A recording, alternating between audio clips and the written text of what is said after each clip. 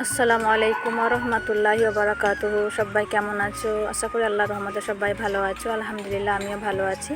তো আমাদের হচ্ছে সকালে রুটি করা হয়নি, তো তার জন্য তোমার ভাই দেখো ধোসা নিয়ে চলে এসছে, কত বড় বড় ধোসা।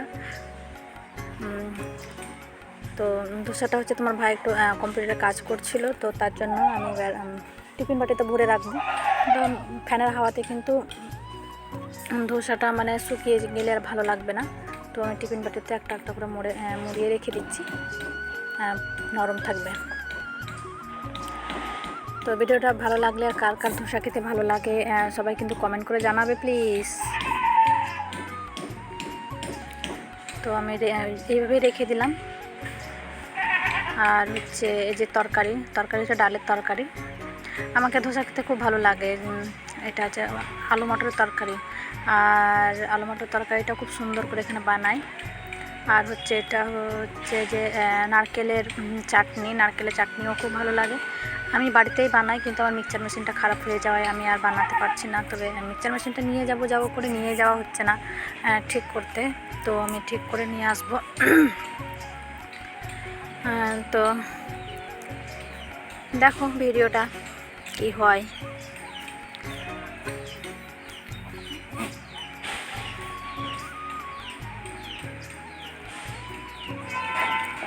তো আমি এখানে ঈশানের বড় বাবাকে খাবার দিয়ে দিয়েছি। ঈশান আর ঈশানের বড় বাবাকে খাচ্ছে, আমিও খেয়ে নিচ্ছি ওদের সাথে সাথে।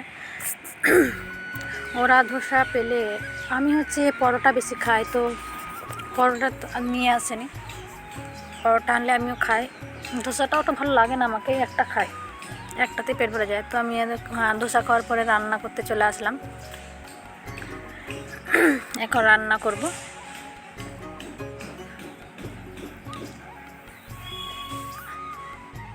তো আমি মাংস রান্না করব, আর বাদ বাকি রান্নাগুলো রান্না পটল আলুর ঝোল করব, আর হচ্ছে মাংস পেঁপে দিয়ে কষা কষা বা একটু ঝোল ঝোল টাইপের করতে হবে। তো মাংসটা আমি চাপিয়ে ধুয়ে রাখছি, পেঁয়াজ লঙ্কা হালকা তেল মশলা দিয়ে করতে হবে, কারণ আব্বা সেরকম খায় না মশলা। ভাতটা আমি বসিয়ে দিয়েছি। তো দেখো পেঁপেটা কেটেছি আর আলু, পেঁপে দিয়ে পোলট্রির মাংস। তো দেখো আমি এখানে আমার আদা রসুন আর হচ্ছে 4-5টা গোলমরিচ আর একটা এলাচ আছে, আমি বেটে নিয়েছি। পরিমাণ মতো হলুদ লবণ তেল সব কিছু দিয়ে আমি মাখিয়ে নিচ্ছি, ঠিক আছে। তো আমি এইভাবে বেশিরভাগ মাংস রান্না করি, কারণ তোমাদের ভাই কিন্তু এইভাবে রান্না করলেও খায়, ভালো কষে করলেও খায়, কিন্তু এইভাবে করলে নাকি ওকে খুব ভালো লাগে, তার জন্য আমি এইভাবেই করলাম। আমি বেশিরভাগ এইভাবেই মাংস রান্না করি। তোমরা কীভাবে রান্না করো একটু জানাবে। তো আমি মানে মাংসটা মাখিয়ে রেখে দিয়ে আমি একটু কিন্তু অন্য কাজগুলো করে নিচ্ছিলাম। আর আমার ভাতটাও হয়ে আসছে। আজকে হাঁড়িতে চাপাইনি, সসপ্যানে চাপিয়েছি।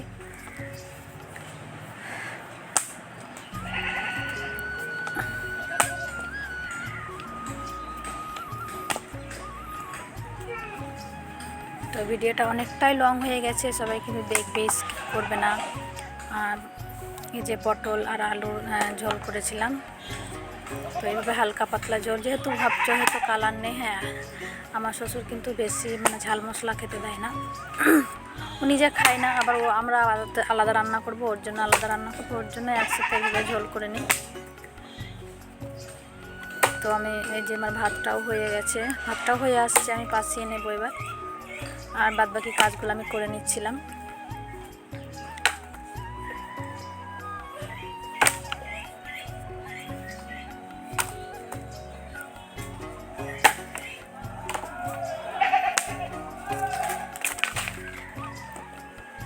তো ভাত পাশা থেকে খুবই তাপ লাগছিল।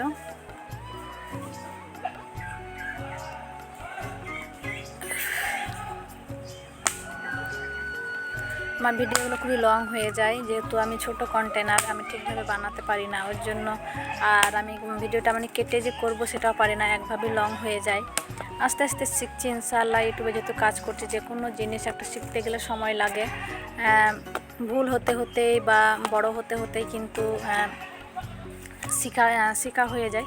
তো ইনশাআল্লাহ অনেকটাই শিখে গেছি। তো যে ভিডিওটা যে ছোট বড় বা এইসব করাটা অনেকটা মানে শিখে গেছি, তো অত ভালো পারে না, তো আস্তে আস্তে ইনশাআল্লাহ শিখে যাব। তো ভিডিওগুলো খুবই লং হয়ে যায় আমার ভিডিওগুলো।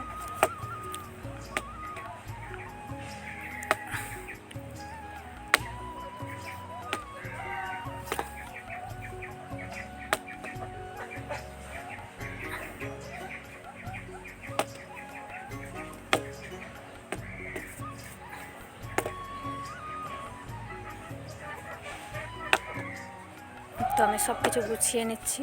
আমার রান্না যেহেতু ভাত হয়ে গেল, আর ওই মাংসটা তো আমি সজিয়ে চাপিয়ে দিয়েছি। তো হোক, আস্তে আস্তে আমি বাদ বাকি কাজগুলো সেরে নিই।